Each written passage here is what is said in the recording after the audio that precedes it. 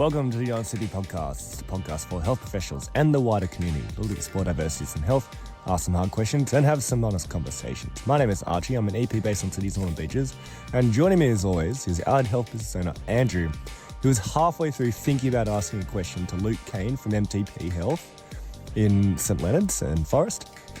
And we're going to jump back in. Second half of the podcast. Heaps of good stuff to come here. And Andrew, what was your question? What would your advice to new grads, so for people in the 0 to 2 years who look at MTP and go, fuck, that looks good to me, what would your advice be to them to be able to, not to emulate or copy you, but to like be able to be a beacon for being able to attract and get great results with those sort of clients? Like how do you build that without actually being a team member of MTP? Yeah, it's a good question. I think that really you build that by not asking that question, right? Because a lot of times the 0 to 2, 3, 4 year practitioner is like looking at like, I want to get to here and how do I get to be that good? Or how do I get to the success level that I want to get to? But the people that tend to do it and do it fast aren't thinking about that. They're thinking about how can I get the best possible result for every person standing in front of me? How can I make the most significant change with every person that stands in front of me? And, you know, be the best part of somebody's day every time you're in front of a person. And if you do that, you'll organically become great at doing something. But if you chase the outcome, like it's that kind of cliche, like the process over the sort of For sure. the end goal. But I think it's a definite, and I don't know whether it's a generational thing or not, but there's a lot more focus now in the newer graduates and or even like 5 or 6 years and under really of experience of people wanting to be where they see their career getting to now. And how do I do that? And everybody that I encounter should be teaching me everything I need to know to get there, you know? Absolutely. Well, like when you said people in years kind of 0 to 5 struggle to see things like this, and then after that, you have more people who are open to accepting new ways or can critically think and problem solve. Mm-hmm. We have 0 EPs in our team who are more than 5 years out. Yeah, right. Because like there just aren't many. Like there aren't that many. Like Yeah. not many make it through that amount of time before they jump ship or they get itchy or they go, oh, I'm not finding what I want. Yeah. Or I'm going to try something else. Or God, that looks greener over there. That kind of thing. It's a real shame. It's a real problem within, and this is a real, it's a head scratcher for me, and it's something that I would love to solve this problem, whether it's through an education process or something, but to be able to give people better. I think that the reason that they do that isn't because the place that they're in isn't amazing or isn't because they're not learning a lot where they are. It's that they don't understand. They don't see enough under the hood of what the reality of doing, the reality of growth. We've had an experience with one of our senior practitioners who is quite experienced, and he's been with us for a long time, and he's had his own side business that's in a slightly different niche to MTP, which is great. And I was always very sort of supportive of that.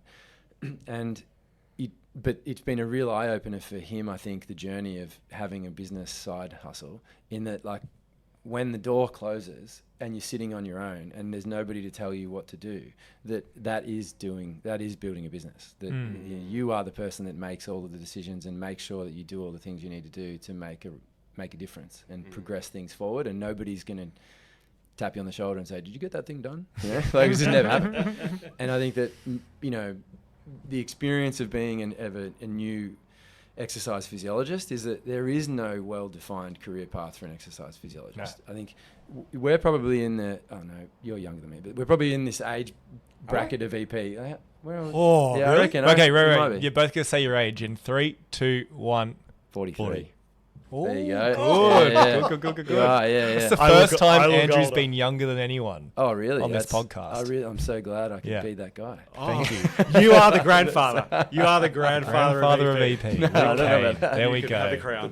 crown. Melbourne's grandfather of EP. How good. Yeah, so, but I think there isn't that many people that have gone through the career journey and then starting to carve out niches that haven't just worked for a physio practice or just worked for a rehab provider or whatever the thing.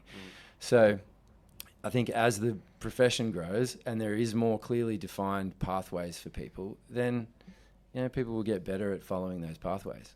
But they're not, at the moment, the 0 to 5 practitioners don't have that. Yeah. And every single person seems to think that, I mean, you guys would have had it, I'm sure, but every second person that comes in and interviews says, "Oh, I'd like to own my own place one day." Yeah, And you're absolutely. Absolutely. like, okay. It's like, great. Awesome. Do you really want to do that? Yeah. Yeah. Yeah. And I think the reality, like getting exposure to that, getting exposure to just focusing on being the best version of what you can be as an exercise physiologist should be the goal for the first. And I mean, it's crazy that when you think about other sectors, if you said to a doctor, like a 5-year stupid. doctor, Yeah. is nothing. Yeah. It's done nothing. Yeah. You're not even a specialist yet. You're still at school, but Yeah. you've been a doctor for 5 years. Yeah. And so the idea of being 5 years out as being an experienced practitioner is insane. Well, think about like if you want someone to build your house, and it's like, oh, I'd love like an apprentice plus one. Yeah. It's like 1 year That's out right. builder. Yeah. Like, what the heck? Yeah, that's an experience. It's like, no, it's fucking not. Yeah, exactly. Nobody wants their accountant, their business accountant, to be like 3 or 4 years Yeah, experience exactly. and be a senior accountant. Yeah, They're like, this exactly. place can't be good. But you're right. Like we're like, what, 3 to 5 years out? It's like, I'm a senior. It's like, whoa, hold on. That's Yeah. And that for us has been a very been interesting. cognitive decision that we've had to make. Like we have got now very set criteria of what a senior looks like, because we're not going to give that title out willy-nilly. Just because you've been here for X amount of years doesn't mean that you automatically, because of tenure, get this title. Like, Yeah, nice. if you do that, you just destroy what that could actually mean. Yeah. And so for us, to your point, like, I 100% agree that you have to get runs on the board, like, and there is no substitute for doing that. Like, you can read all the things, you can go to all the courses, and as a 0 to 2 year, like, you should do those things, but it does not equate to when you're sitting opposite someone and they say something that you have never ever heard of before, or they don't respond in the way that you think they are going to respond, for you to be able to deal with that in a very calm and collect. Like, you can't teach that. You can't do that until you've been in that situation 100 times before. 100%. I mean, I think it feeds across to the other part of that question, or answering that question, which is that the thing that most EPs or health professionals don't focus enough on until they're further down the line is communication. Absolutely. Like, they'll focus on their programming skills and their evaluation methods and their this nuanced exercise intervention and this, but it's completely useless if you can't explain why. Absolutely. So I think I've been an advocate with our team and it sounds crazy saying this out loud, of sort of scripting the way they communicate things, because I've never been a scripter, but over the years I've just developed sort of scripts in my head for how to communicate certain things. But the more they can default, like if I was starting over again, something that I did actually early on, I hadn't thought about this for a long time, but when I was working in community health, it frustrated me that, like, I was giving out exercises. There was no exercise prescription softwares and stuff. You're just writing stick. I was a ninja on the stick figures, man. Like, it's I crazy. love stick figures. Fuck, I haven't drawn a stick figure in a while. yeah. So long.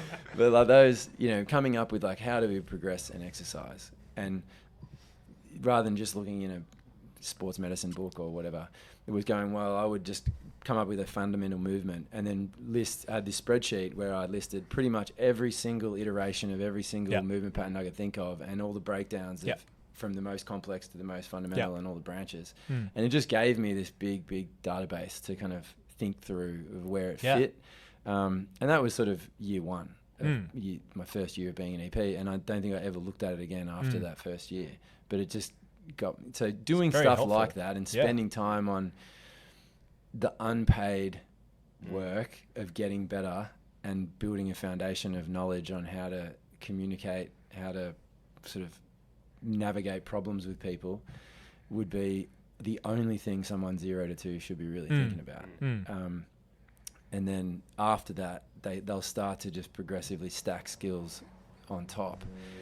And the more broadly, I think I heard you talk about this, which is wild. I had a very similar approach where the worst thing I felt, actually, I don't think I've ever done an ESSA PD in my life. No, maybe once in 10 years ago. But now, and back in the day, there was no sort of online stuff, right? So I was finding these obscure education programs through I signed up to the chiropractic education and stuff, and the physios and this and the stuff in the US and all that DNS and all this sort of all over the place, just searching for more novel ways to do things. And I think having those perspectives of going and doing PD with a group of osteopaths or a group of chiropractors and being like, oh man, there's a dozen layers of information under musculoskeletal that just I have no idea about. It's all the bits of the book that you skip over because you didn't need to know it for the tests. And there's people that know this stuff. And you can either choose to just go, well, it's not in my scope of practice, therefore I shouldn't know it. Or say, well, I might not need to use it, but I should know it. And I think the only way for young exercise physiologists or for exercise physiologists in the musculoskeletal space to actually build legitimacy within that space is to know it like the rest of the health professional fields. And I don't think we do. Absolutely. What were some of those things for you? Like, what were some of those courses that you did that stand out now as even though you might not use it day to day, that fuck, I learned a lot from doing that? Yeah. I mean, in the early days I think I went to the first ever FMS course that was hosted in Australia, and it wasn't as structured out as it used to be, as it is now, from my understanding. And so the guys would come out and they would just deep dive into everything, and there was no structure other than these tests. And then they had an SFM, a selective functional movement assessment, and I hosted that actually when first time they came out for that. And that was really, really useful because it gave really clear sort of fundamental ways of evaluating whether it's they use soft tissue extensibility dysfunction or a joint mobility dysfunction or a motor control dysfunction, and I don't know, which one of these is the primary limitation in anybody's presentation, and then how do you stack the intervention? That was really useful for me. It gave me, my scattered brain was given a nice little framework to start thinking about things with, and so that was pretty pivotal. The other one I actually went to, oh God, what's her name? I think Claire Frank, I think her name is. She's sort of an American woman who is big Yanda / Pavel Collage proponent. And she ran a course for chiropractors that was on the Yanda method and sort of myofascial release and stuff. Yeah, it wasn't Thomas Myers gear. They used a little bit of fascial line crossover stuff, but it was really most of it was exercise based. But it was all just musculoskeletal problem. Look at the person, evaluate the person. What is the problem that you're trying to solve, and then how can you use novel interventions to solve that problem and change their physical state? And whether or not you're changing for me, for the bulk of the people that were at that course, I mean, I was the only exercise physiologist. I think I was still living in Melbourne then. It would have been 2008 or something. And I came up to Sydney for the course. And everybody else in the room were like, oh, this is a lot. Oh, it's interesting, but how am I going to fit this into my 15-minute consult? How am I going to fit this into my 15-minute consults? And I'm like, well, I'm in community health at the moment. I could do all day with one person for $7. But it was really fascinating to see the physical change that you could stimulate in a very short period of time with exercise, not manual therapy. And I hadn't really seen that before then. And that was a big eye opener for me, and something that if they ran it again, if I saw this person running course again, I'd have everyone on my team at it. And it'd probably blow their heads off, most of them, because they'd be like, I don't really compute a bit glitching on how to integrate it. But I think that seeing that, and I know that it's not a pitfall for young practitioners is getting this sort of God complex over making a change and seeing it instantly and being like, I did that. fix that. How good am I? Like I'm a genius, right? Everybody's been there. Yeah. And when you realize though that having that skill is incredibly valuable, if what you then do with that that buy-in, if you like, is take that person on the journey and get them where they really need to be going.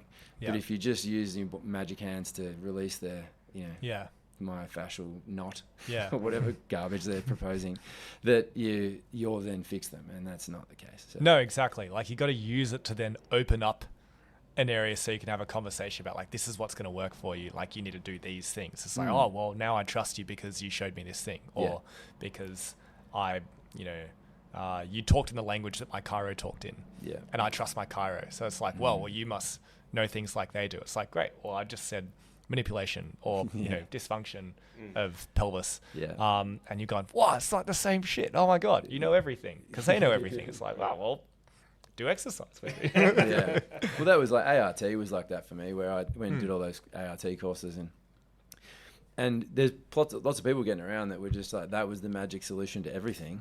Just stick your thumb in and away you go, And but for me, that meant that I could demonstrate to the person the type of change that they might expect to get and sustain if they do these other things that address that problem over the next 6 weeks or whatever. Yeah.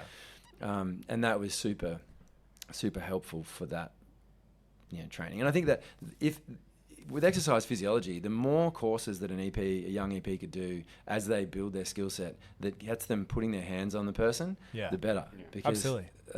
You can only stand and point so much and build so much. Well, it definitely feels like we're getting further and further away, like in terms of what EPs are coming out of uni as, like they're going further and further away from the person in terms of like what I do hands-on or like what I assess with the person. And now it's like, well, no, I know that, these are the guidelines for exercise and it doesn't matter what it looks like when the person moves. So give the guidelines, go for it, and I've done my job. It's like, well, you're first of all, like, you're going to be bored as hell in 9 months' time because you've done nothing. And it's like you've had no exciting, like, dopamine hits from, like, helping someone immediately. Because you're going like, long-term behavior change. That's what I need. And then they'll be fine if they just exercise.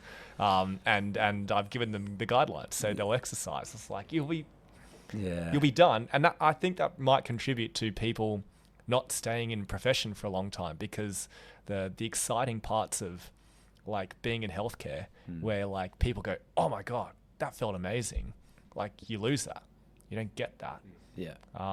Absolutely. EPs are getting further and further away from 100%. I mean, humans. I absolutely I'm getting to that age, well past that age actually, where the amount of people that say to me, oh, why don't you get in, if you've got all these, then why don't you get involved in the SR or get involved with this or that? And I'm like, well, because you're barking up just like screaming into a void, like I think the most change you can make with an industry is demonstrate a better way for me in the private sector that will then have a whole range of people observing it, learning from it and taking a different avenue with it, but I mean, it's this scope of practice thing. It's a whole nother beast I could talk about all day. But I think if you get your hands on people, you learn how to help people make change over the long run, much better. And learn from other professions. Yeah. Like go to other professions courses, learn how,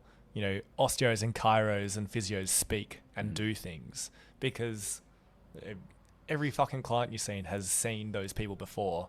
And like, if they've seen good ones, they want you to be, at least something, like be able to communicate on a similar level to them.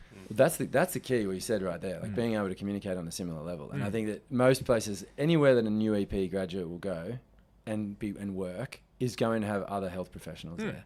And you can simplify the knowledge down to the person who doesn't know anything, but you can't to your peers. Yeah. And you have to be able to speak on the level that the peers expect. And so from my experience working with sports doctors and surgeons on a daily basis, you can't not understand what you're talking about. Yeah. Otherwise you just look like an idiot instantly. And they smell it on you. Like if you you don't know what you're talking about, it just seeps out of you. Yeah. And so I think really taking ownership over the knowledge that you take into the role as an EP, and being able to be like as knowledgeable about musculoskeletal conditions as a physio. Yeah. You just have a different tool set that you're using to intervene, but you should understand everything the same. But there's definitely a laxity around that. Oh, they don't teach us that much musk at uni. I'm like, well, they didn't to anybody else either that went to uni before they got really good at this shit. Yeah. So it's I think it's moving in the right direction, and the more people that are out there. Like I remember seeing a stat like probably 5 years ago now, that the average revenue of a business, exercise physiology business in the country was like $75,000, right? They're like, because there's so many sole The average traders. revenue of the the business. Exactly. There's so many sole traders 75,000. that are Sole inverted traders. commas businesses Yeah. that are Right, just gotcha. making no money doing not a business. Because they've left a job Yeah. because they can do it better. Yeah, and they're a contractor somewhere, or they Yeah, do exactly. But and because of that, there's not that many multi-million-dollar exercise physiology businesses getting around that demonstrate that if you're great at something, you can actually go a long way with it. And I think places like Rebound and hopefully MTP will start to carve that sort of pathway for people. Yeah. Yeah, people need to see pathways that are past those first 3 to 5 years of doing something like physio, like chiro, like all these other allied health businesses have. And then it doesn't take much to look outside of allied health every so often. No, that's true. Yeah, It's not hard, but I feel like we kind of pigeonhole ourselves no, we're different. It's we're not like these things. It's fuck. I feel like other sectors are doing pretty well for themselves. Have you would have done a lot of training, Andrew, in different sectors over the years, have you? Like courses and stuff, or have you? Bits and pieces. Yeah. Yeah. A little bit. How much have you learnt from non-health related businesses? Oh man, you learn how to market from Right, okay. allied health businesses. Actually, I wrote down a question fucking ages ago, and then we went on to all kinds of ways. But while you bring up that Yeah. question, I was watching over the weekend Alex Hormozi's new $100 million scale, I think is the thing. And the key thing that he was talking about was that irrespective of the amount of revenue that a business generate, when they go from 0 to 40 team members, the actual structure looks the same, or you might call them different names, but the roles that they're doing are actually very, very similar in these businesses, even though an IT business might generate $10 million and an allied health business might generate $1 million. The actual way that those businesses operate is very similar. And I found that and then he actually went into an example of how that works. Fuck, that actually works. And to your point before, nobody teaches us how to market. Nobody teaches us HR. Nobody teaches us how to build nobody teaches us how to keep people engaged in the profession past the 5-year mark. Yeah. And so it's on us to work those things out so that hopefully people can see pathways and they don't see this as a stop on the way towards being a physio or a chiro or something else. Yeah. Because if that's your pathway, fine. But we don't want that to be the only thing that people are thinking about. Nice. Oh, jeez. What have you learnt from non-health related businesses? Oh, I mean, most of what I've learned has been from that. Yeah, right. In the business side, because and this was largely born from a chip on my own shoulder, really, about being I was, and this is no offense to any of the sort of allied health education models that are there for business owners. I think there's some great ones out. I think you're involved with a really good one. Practice Clinic mastery. Clinic mastery. Don't yeah. say that one. No, I was going to say practice mastery, but yeah, clinic mastery.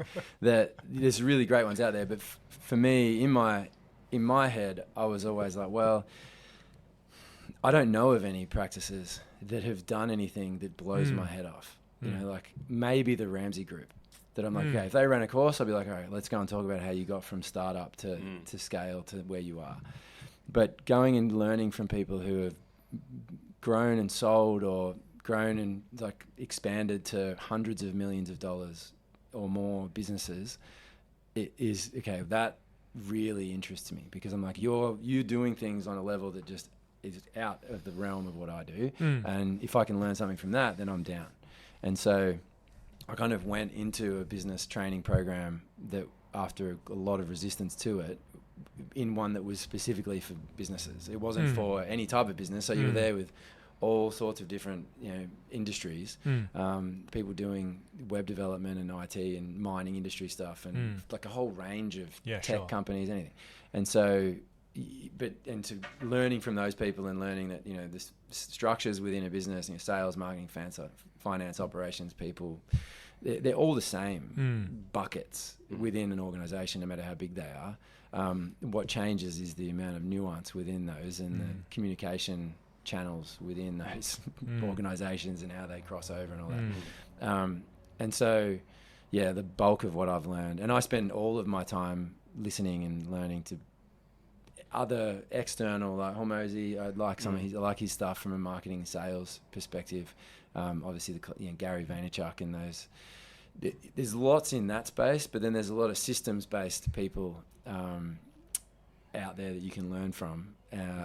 So I try to listen as broadly as I can, rather than getting stuck in the weeds of small business and allied health business in Australia.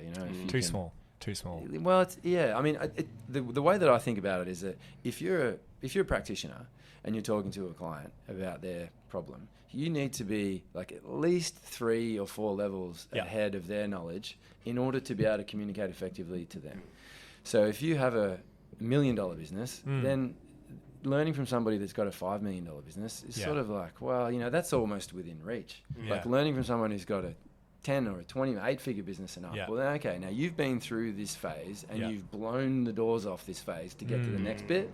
So I think it's the same sort of thing, like looking for opportunities to learn from people that are 4, 5, 6 or more steps ahead. For sure. And can you distill that into stuff that you can apply to your team now? And if somebody can do it with 1,000 employees and take their special sauce skill set, their unicorn skill set of changing people's movement or whatever, that someone like me thinks it's hard to translate. Someone's doing it with thousands of team members, then I'm kidding myself if I think it's hard, right? Like it's doable. For sure. It's just learning how to do it if it doesn't come naturally. That's a very good point.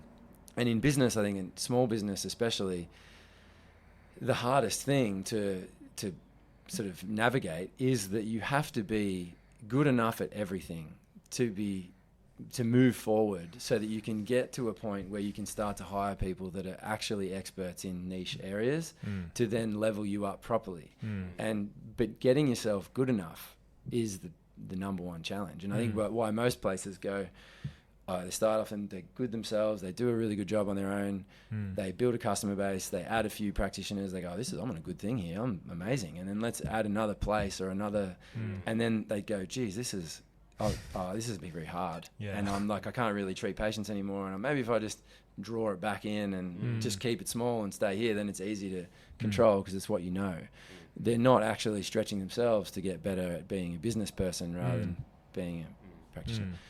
And that's something that I think when we go way back to that sort of advice to the 0 to 2, like those people starting or thinking that they should start a business, like I think there's a massive undervaluation on just being an amazing contributor to a team and diving into being the best practitioner you could possibly be.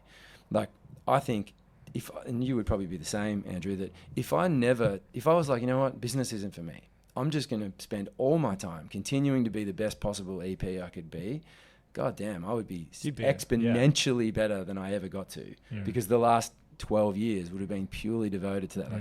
So the learning that I've had to divest that attention away to the business is huge. Mm. And I don't think it's valuable for most people. Mm. I think most people would benefit from building a personal brand within an entrepreneur, build a personal brand, niche down, become an invaluable asset to an organization, and continue to, they probably make more money and lose more. Well, that's it. People Lose forget less, that, sorry. like, if you become more valuable, you can charge more. Yeah. And then you can make more money.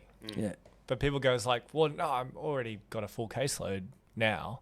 So I can't make any more money doing what I'm doing. It's like, there's levels to it. It's like, what do you charge? I charge $150 for my initial consult. Whatever EPs charge. It's like, well, what does a specialist charge for a half an hour consult? It's like, $400.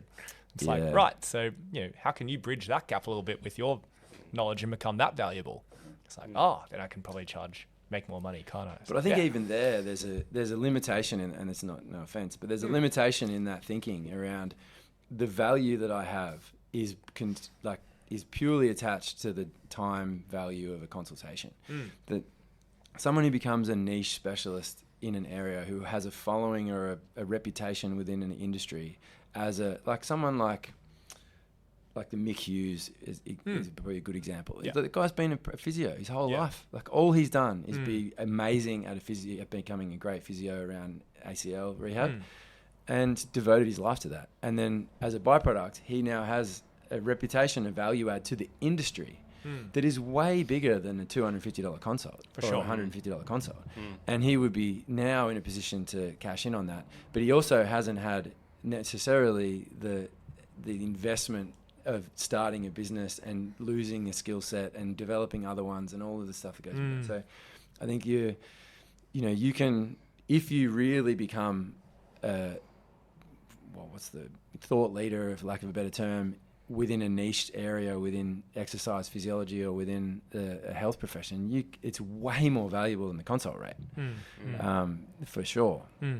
And the types of people that an organisation like Rebound and MTP, like, if somebody had worked within my company up to the point where they were a voice in the industry, like, that person is so much more valuable than the services that they deliver. Yeah. And you would look after them that way, You'd want them to be an integral part of your business. Yeah, so exactly.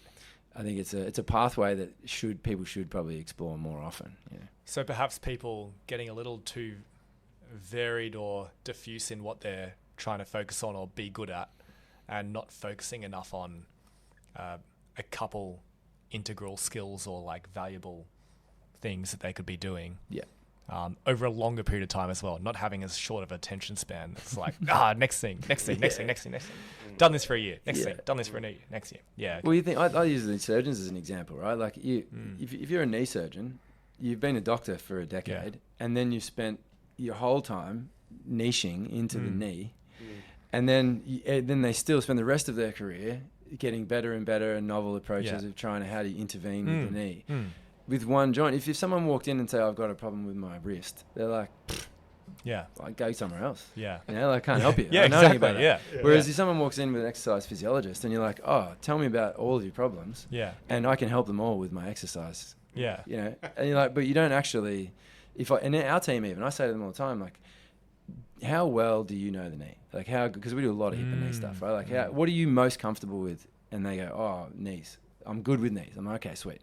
I'm going to grab the surgeons. I just want to bring them in. We're going to have a chat to them, and we're going to find out how good you know knees. And they're like, no. I don't know. I don't know. Yeah. Between the hip and the ankle. That's right. So that's the problem, I think, with chasing that outcome. If you deep dive into it and you go like, Musk is what I'm about. Well, what in Musk? Not just Musk. Yeah, because oh my God, everything is a musculoskeletal problem. You can't help diabetes if someone can't move because their knees are so shot. So you've got to be able to navigate it a bit. Yeah. But if you're going to niche, if you really get good at something, you'll shine in your career. And brushing it and being like, I just need to know more about shoulders, or I just need to know more about backs, or I need to know more about cardiorespiratory and metabolic stuff, just because is kind of a waste of time, really. Like, once you've got your teeth into your career a little bit. Wait, when you say it's a waste of time, going, I want to know a little bit. Trying to be broad. Trying to know a little bit about everything. It's like, no, pick one. Pick one. Yeah, okay. And like we went through a patch there for like 5 years where all we did was market the wear knees. Like we just do knees better than everybody else. That was our thing. And we didn't stop getting everything else. You know, like everybody was still coming in saying, "Oh, I know you guys do knee stuff, but like I've got a shoulder problem. Can you help me?" Like, yeah, sure.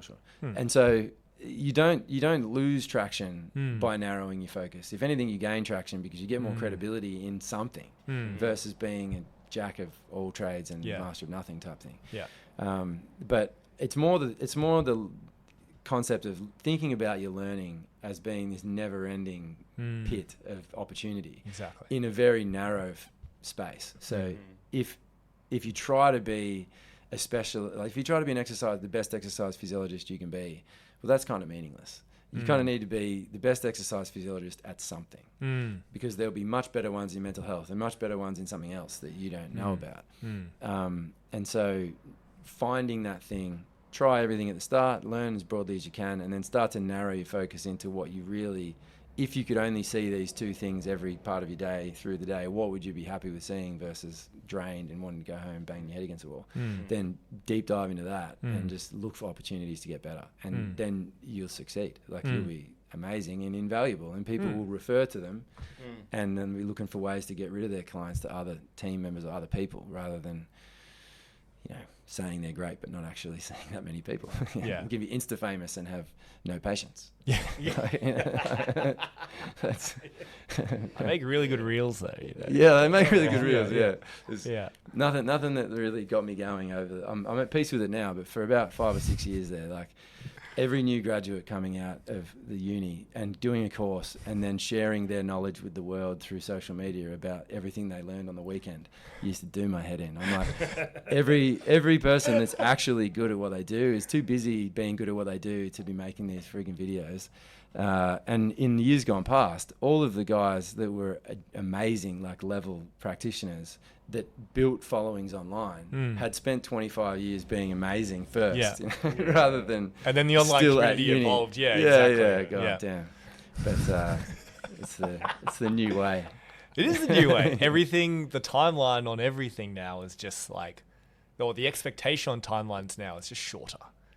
Everything is just smaller and shorter because like that's everything. I feel like in our lives, like everything is now. I watch a 30-second video instead of a 10-minute video on this thing, or like I do a course online and it takes me 2 days instead of like it's in person and it's in Sydney and you got to go there for 3 days kind of thing. It's I do it online now. It's easier. Which is a shame. I mean, it's. I say to this, and this is probably not the right thing to say, but every time we just had students finish up, like their 6 were their last placement, and whenever we have students come through on their last placement, I always say to them that the only thing I care about on this placement is that by the end of it, I want to hire you. And if I don't want to hire you, I'll fail you. Because, right?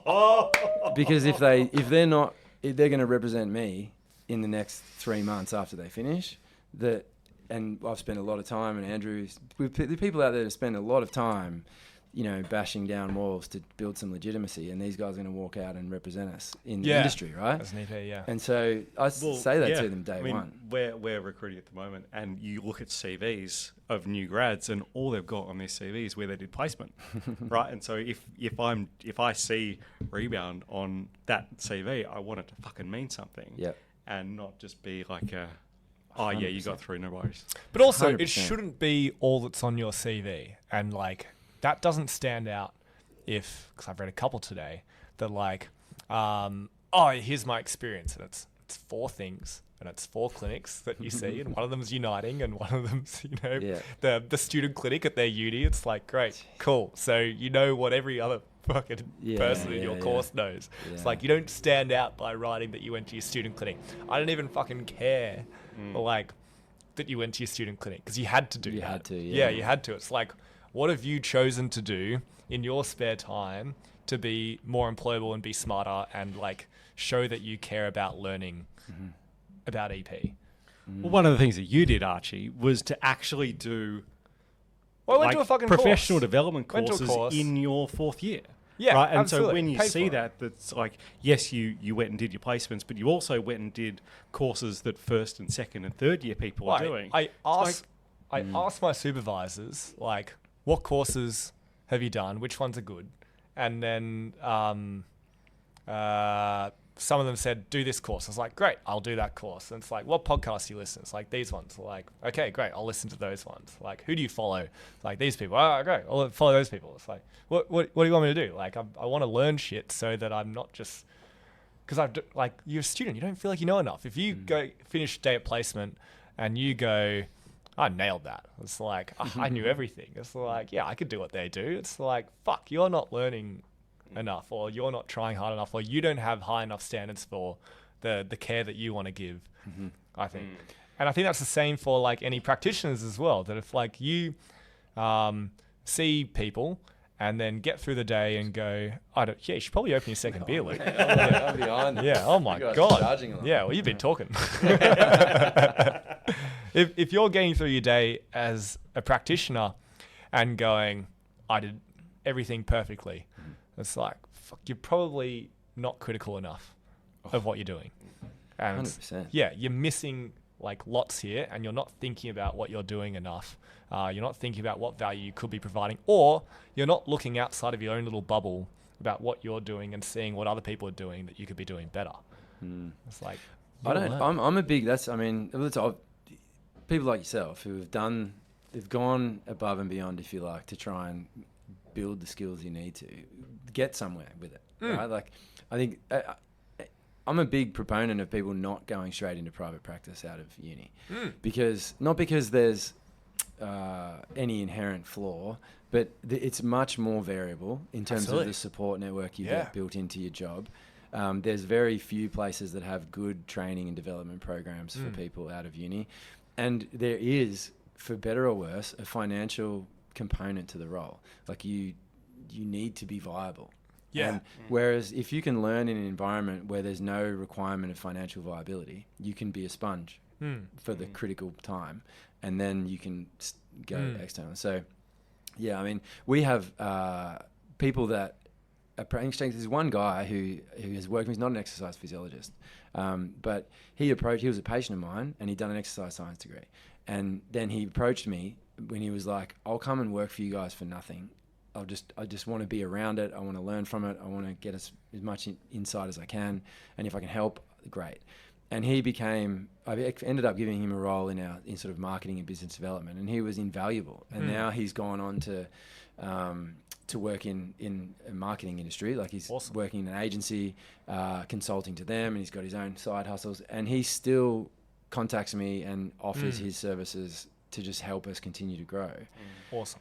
But the reason I bring that guy up is that he just went out of his way to find opportunities to learn. And I think that as soon as you've got a degree, a trade-based degree, like exercise physiology, physio, people are like, okay, sweet, I can earn money now. So I should earn straight away what I'm worth, whatever that is in your belief. And then when I look at the award wage, like when it gets to the next level, then I should earn that because I've done a year more. Yeah. Instead of just charging in and being like, where's the best opportunity for me to learn the most I can? And if we have a young guy who we hired 6 months ago now, and he's fantastic. Really, really, Soham, his name. He's an amazing young EP. Desai. Yeah. He was a student here. He was great. Yeah, he was awesome, man. He's a really smart young guy. Yeah. He emailed me and applied for a job that we weren't advertising for like 3 times before I don't want to claim even anything, but I'm pretty sure I told him to do that. Oh, did you? There you go. But go on. Nice. Oh, I appreciate that. You're welcome. And that's the sort of I guess he kind of understood what he wanted to do in the area that he was really interested in, I guess, young. But that kind of, you don't see that kind of motivation and determination to try and get opportunities. People just expect there's an opportunity, and if they don't get the opportunity, they go, oh, that's it, and then go the other way, instead of really kind of advocating for yourself and offering to show value first, and then be like, okay, I've demonstrated value, now can we talk about something that's remunerated? Or you know, absolutely. There just isn't. Other industries have that, but the EP, there's really not a lot of that happens. And I'm certainly not advocating people to go out and just offer their services for free everywhere. But if you're looking to get more experience, just hitting people up for opportunities to get to learn is a great way to. Yeah. So there's not many places. Like, I think even like if somebody was emailing me and being like, if I can come and help out, even if I'll just clean up for you, but if I can sit in on your PD sessions, that'd be amazing. I'd be like, do it. Come along, great, sure. 100%. Nobody does that. Yeah. Ever. Yeah. You know? And I'm like, but then everybody that interviews will be like, the most important thing to me is learning. Yeah. And then you know, obviously, like, I'd like to earn some money, but really it's learning. You're like, Yeah. okay. Like, what have you done? Yeah. Sure. Yeah. Yeah. What have you actually done That's to just get like, that? yeah, you don't necessarily have to.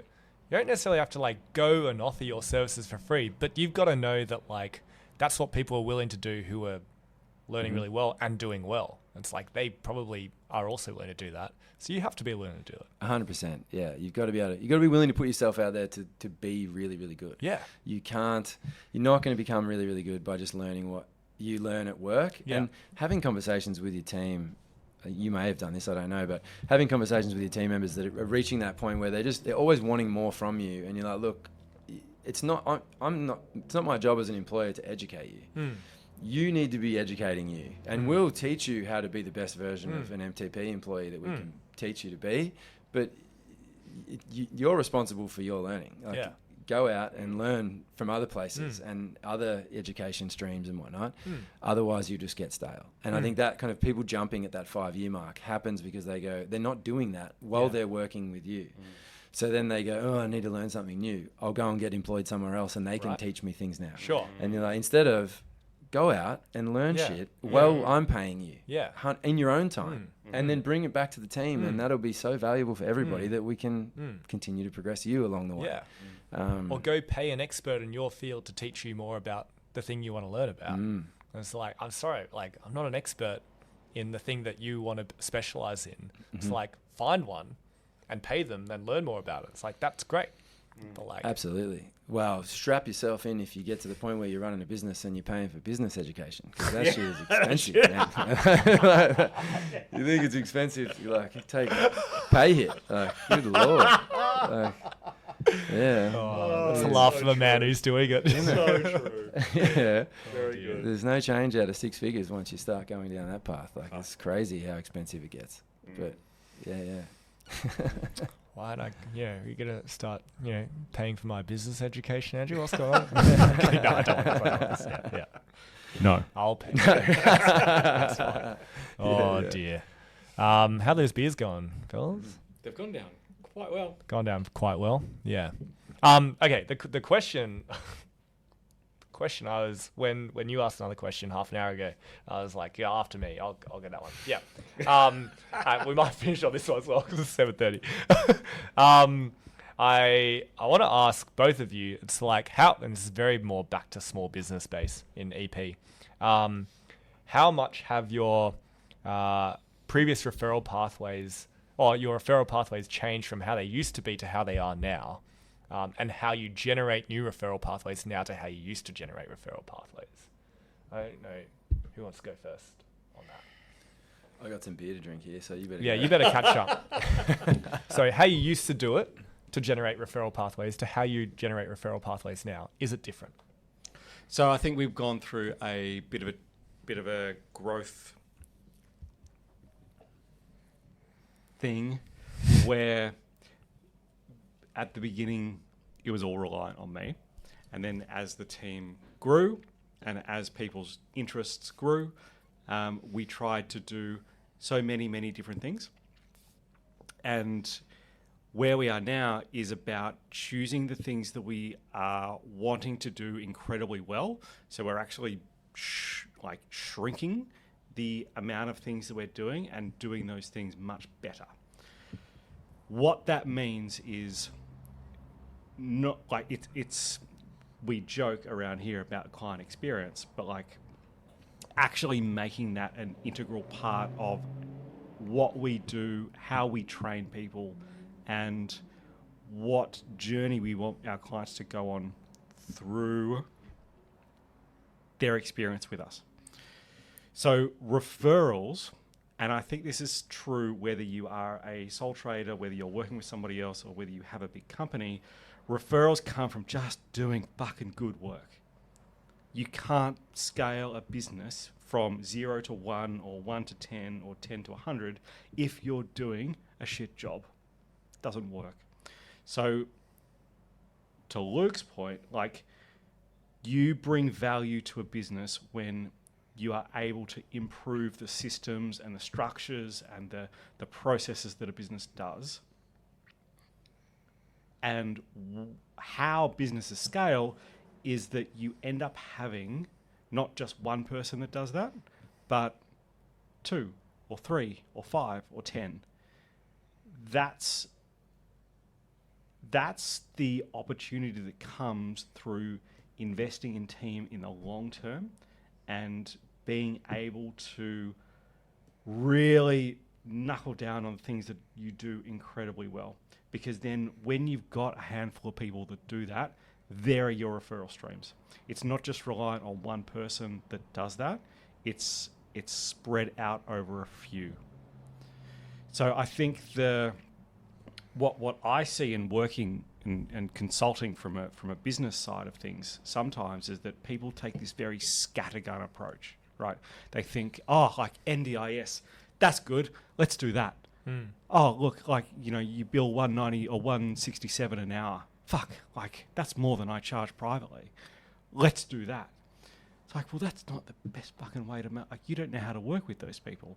It'd be like Rebound trying to be MTP. Like, people would... If your clientele walked into our clinic, and nothing against our practitioners because they're all wonderful human beings, but if they expected the same thing of us than of you, we would be quite commonly those people that be like, blank face, oxygen's gone from the room, right? Like, because we don't know as well how to do that niche service that what MTP does. And that's why we don't compete there. That's why we choose not to do those things, because we know what we do really well. So we are going to double down on that. So my answer to your question is we've broadened our referral pathways from just me, when I was just starting out, to now a handful of people that have been around for a number of years and do this stuff really well and get great results from their clients, but also choosing to say no to certain things. Saying no to the things that are outside of what we define as what Rebound is, and instead focusing on the things that we do and doing them better than anybody else can. Good answer. It's a tough act to follow. Well, basically what he said was like, do less things and do the less things well. Yeah. Correct. Cool. Yeah, I mean he's spot on in terms of that. There's this kind of tell on how good somebody is at demonstrating value to a client, and that is at least in the private space is going like, if I see a new patient tomorrow, then if I see one of their relatives within the next month, I've killed it. I know that that's a win. And you really should be seeing the husband and the wife and the kid and the thing and the uncle and the aunt pretty quickly after that. And for that reason, still at MTP, our probably number one referral stream is word of mouth, is customers referring customers. And then closely, we have a skewed data set now around our referral pathways, because we've built a system which is very unique to MTP, where anybody that's coming in to see one of our orthopedic surgeons has to have a functional evaluation with our EPs before they see the surgeon. So you don't even have a consult with the surgeon unless you've had the functional evaluation with EP. Cool. And that's because the fundamental belief is that structure is equally important as function, and function is equally as important as structure. And so having an MRI and telling someone to do a single leg squat next to the treatment table isn't a functional evaluation of their capacity of their joint. And so we were trying to build this system into how we do things, and then they have post consultation review sessions that replicate that data set, and we report to the surgeon gets a functional report in there, look at the images, look at the functional report. And so now we have this what looks like a crazy referral stream from the surgeons, because we get all of these people coming in on the back of the surgeons, but it's a bit of a false metric. For us, the word of mouth is number one by far, but it's existing customers referring friends and family. Yeah. And then very close second to that is Google. Yeah. Which, and the reason that Google is such a good referral for us. When you say Google, do you mean like Google Ads, Google or do you Ads. mean like Google? Yeah, Google Google Ads. Ads. Yeah, Google Search, and which I could just kind of conflate Google Ads and Google Search is the same thing because we spend on Google Ads. So it's impossible to delineate from the paid ones from the unpaid ones. So it's just the same thing. But the way that people describe coming into us because of that is they straight away look at your reviews. Whether or not we don't advocate for reviews to be left, but we get a lot of them that get left behind anyway. And then they try to book in with the most experienced person or the owner, and then they look at my rate and they go, "No, fuck that. I'll go to the next guy. Who's the next most experienced?" Worked out the list. Yeah. But I'm sore, but I'm not that sore. I only consult 4 hours a fortnight, all right? They got 5-star reviews. I'm pretty but shit. expensive. Yeah. So that becomes a really solid stream for us. And also, I think optics, just like in person, the customer in the past, our number one referrer was the gyms, and then it became sports doctors and some GPs that really believed in what we were doing, and then but all the way along, this word of mouth was the number one, and now. I think the reason that Google is so strong for us is that we have such a unique environment as well. So when people jump online and have a look, they go Google search in the area. There's a lot of places in our area, but ours looks pretty impressive. So they're like, okay, this looks impressive. Do they deliver? Look at the reviews. Yeah, sweet. Boom. In. And so I would definitely not recommend most people doing that. Like that wasn't our number one referral stream for like the first 10 years of the business. It was word of mouth only, and it's doing great work with people on a day-to-day basis, and long enough that like there's people coming in MTP that came in with a knee problem or an ankle problem in 2012 that are still coming now. Yeah.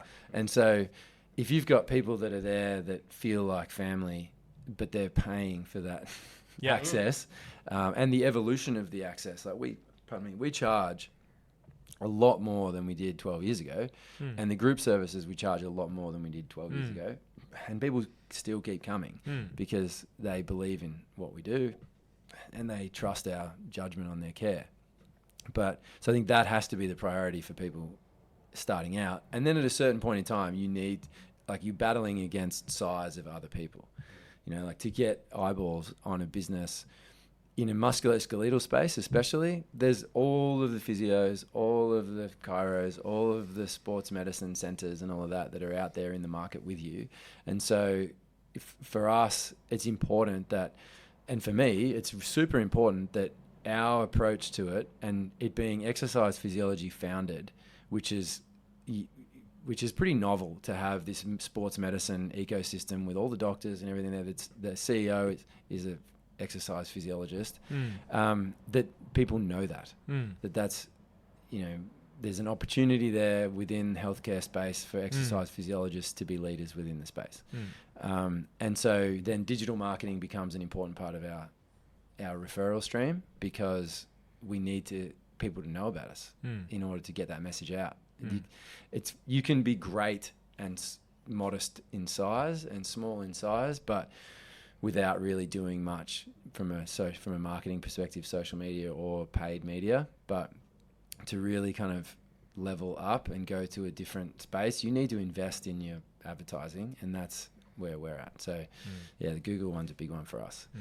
It's a landmine because you're investing money into something that is at the whim of the customer experience. For sure. Right? So if we tomorrow got a dozen shit reviews, that would fuck us. And so it's, it all comes back to the customer experience, like Andrew said. Exactly. But in terms of where they're coming from, that's where. Yeah. And we've paid a fortune over the years, and I've tried aggressively on social media for good sustained periods of time, spend more than a lot of people in our industry would be willing to pay. And it's not really been good conversion spend for our business. And I think that's because the type of people that you engage through a digital marketing, social media marketing especially, they're low cost customer. Like Yep. there need to be some sort of remuneration subsidy attached Yep. to their service. Yeah. Or you're a high volume, low cost service in order to be able to sustain that approach of acquisition, because there's not that many people that are scouring on social media and want to come in and spend And go, $4,000 on that's the right. next My knee hurts. 8 weeks. It's Yeah, like, exactly no. right. Like that's not what it's about. No. So it's not been a good avenue for us, and it's an annoying itch that I really bugs me that it hasn't been, because I'm like, it seems like it should be so For sure. successful, but it's not. We're just So- not quite in the right niche for it. Yeah, it's Yeah. not quite right for our market of customer and what they need to get across the line, you know, like to really engage with us. And when people come in and we run these paid campaigns through social media, they tend to be more challenging than they need to be, because it creates more problems than it For sure. solves. So, the referral marketing's a big one. Do what you do. This I'm just thinking on of an all the earth, social like- media fucking campaigns we've done, the different Archie's fucking like- Facebook so marketing things. we did gym launch. Yeah. I'll make We this don't a need to go 2-minute into story. it. Go ahead. We did gym launch, We don't which is need to Alex Hormozy. He's the original thing. That was, I think we paid like $60,000 for Andrew! 9 months. No! For 9 months. No, don't say that. And we got one client. One Right, client. one client. Wow. I think they were existing client that came back. Wow. And so while we can sit here and cry about that, which we probably could, the thing that he does really well was sales, right? So while and funneling. So while that was an absolute catastrophe, we were able to do Archie's it. having an aneurysm. over here. He's like, We were able to learn from it, and then to that point, it's like, hope okay, so. well now we know what we don't want to do. yeah, And we can then do more of what it is that we do want to do. yeah.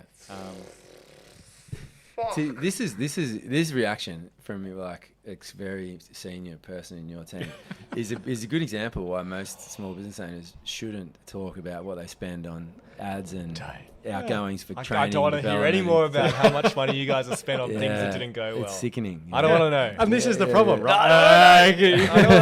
know. Because it is guaranteed, No and more. you do the thing. It's No like, more nothing's fucking talking about guaranteed. the actual numbers of what you guys have Yeah, tried that's and it. failed at. This is There why you you go. learn. Look at It's Luke. important though. Like you don't. Yeah, it you, is, yeah. You would, if it was easy the first time. It's never Yeah. going to be successful Yeah. over the long run. I don't There you go. think. There's a good learning. Yeah. That's like the things you go, oh, I'll just do that and that'll like build my business. Oh, a lot of the time it won't. There Oh are no, my There are God. no shortcuts. No. There are no Yeah, shortcuts. no. There's No no shortcuts. shortcuts. And I think that this is the like, if something now at this point, I'm a massive shiny object. Like I love a good opportunity. I love a good opportunity. Like I'm running to the Philippines to teach people how to do personal anytime training. fitness. Stupid. Yes. But like now that's almost an alarm bell for me, because you start to realize that there is no great opportunity without serious effort and pain and potential downside. And if you don't see the downside at the start, it just means you don't know enough. And so you have to really deep dive into the risk associated with. I can appreciate now more than ever how hard it is for big organizations to move in an agile way, because the time it takes to get changes to happen in a small business that's a decent size is so hard when you've got an established thing. Because if you're going to change that thing, you have to do it for all the right reasons. Otherwise, you can destroy your thing. Whereas when you're a 2-man band or a 4-man band, you can change everything every week if you want. It doesn't matter. You just try the thing, and then something hits. It's like your scattergun approach to everything: marketing, referrals, whatever. But once you've got success on the board, then if you stuff that up by chasing something else and not seeing the pitfalls, then you harm everybody else, not yourself. And that was like one of the biggest one of the biggest realizations for me at a certain, probably about 2 years ago. I was again doing education, paid a fortune for it. But I had this realization that the thing that motivates me about business is not money, because I've run off the smell of an oily rag for my whole life. Like I don't actually care about the money, and I'll spend all of the money in order to achieve an outcome. But the thing that definitely drives me is seeing other people have the opportunity to build their lives within my thing. That is mind-boggling. Like having, like for Andrew, having a guy like yourself who's for sure. got married, you know, there's your whole future in front, and is doing that within the vehicle of Rebound, For sure. is an amazing thing to achieve. Yeah. And so that like gives me the idea of being able to do that more and more and more, and absolutely. other people's life visions fit in the vision of MTP is like super exciting stuff. And so you sort of take those risks to be able to achieve that, but also you get to the point where you're like, you know, the risks are important and you take the punts, but there's a lot more on the line than your own financial position once there's everybody else in the team that's invested into your organization. And that level, like I got a lot of grey hairs because of that. That's for sure. Yeah. Salt and pepper beards in this room. Yeah. Nah, that was brown before COVID. Let's not get into COVID. Yeah. We might we might try and wrap up before we go too much further. But Luke, like, for you, mate, did like you guys hiring? Are you guys doing anything? Like, is there anything you'd like a huge audience, to know about or MTP or? Well, I mean, whatever. if you're interested in hearing more about me, about MTP, we've started a podcast. There's only a few episodes out, but using it, like I was saying earlier, it's a bit of diarising a little bit of the experience of what we've been through. And if people can take stuff from that and be like, "Whoa, geez, I'll avoid that problem," then wonderful. It's sort of just happening organically. So check that out. It's Move, Train, Perform podcast. We're hiring. We're always looking for good talent. So if there's people that are genuinely interested in musculoskeletal care and like are absolutely motivated to help people move better, then hit me up. Like I said, we're always looking for opportunities. We've got these 2 clinics in French's, one in French's Forest, one in St Leonard's, and good people are hard to find. So always happy to see good people. So Absolutely. But other than that, no, we're just in the hamster wheel, you know, like trying to keep up. We've been there. We're still in the Oh, you sorry, gotcha. Living there. You're not out of the hamster wheel. No, I don't think that ever changes. No. Someone said to me the other day, like we did a team PD session, a workshop, if you like, on like revisiting the company values and someone was saying about, you know, we have to do it periodically, you know, and someone said, oh, like, what's your work-life balance like? Like, it's circular, you know, it's like a sphere of balance. It's you know, the kids are in it, the wife's in it, like it's all part of the one. They're there, thing, you know? I acknowledge them. Yeah. They're part of the team. They're part of it. They clean. I'm Oh dear. Yeah. All right, we'll wrap up. Andrew, anything else from you? No. Good. All right. Been a pleasure. Thanks, Luke. We'll have you back. This is good. We've got like another 2 hours in us, I reckon. All right, bye.